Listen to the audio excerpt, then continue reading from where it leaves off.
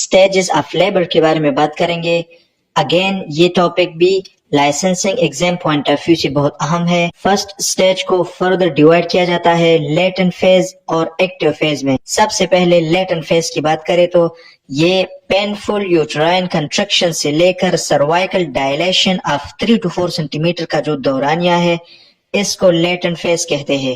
یہ عام طور پہ 3 سے 8 گھنٹے کا ٹائم لیتا ہے، لیکن یہی دورانیہ ملٹی پیرس وومن یعنی patients with multiple babies in single pregnancy ان میں یہ دورانیہ کم ہوتا ہے. ایکٹیو فیز کی بات کریں تو یہ لیٹنٹ فیز کے ختم ہونے سے لے کر یعنی cervical dilation of 3 to 4 centimeter سے لے کر cervical dilation of 10 centimeter تک کا جو دورانیہ ہے اس کو ایکٹیو فیز کہتے ہیں. یہ عام طور پہ 2 سے 6 گھنٹے کا ٹائم لیتا ہے، لیکن یہی دورانیہ ملٹی پیرس وومن میں کم ہوتا ہے. سیکنڈ سٹیج آف لیبر کے بارے میں بات کریں تو یہ cervical dilation of 10 centimeter سے لے کر ڈیلیوری آف انفینٹ تک کا جو دورانیہ ہے اس کو سیکنڈ سٹیج آف لیبر کہتے ہیں.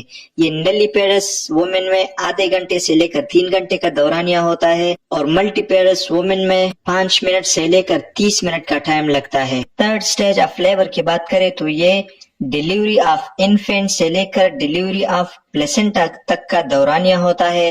یہ نلی پیرس میں تقریباً 30 منٹس کے اندر ہوتا ہے اور ملٹی پیرس میں بھی اتنا ہی ٹائم لگتا ہے.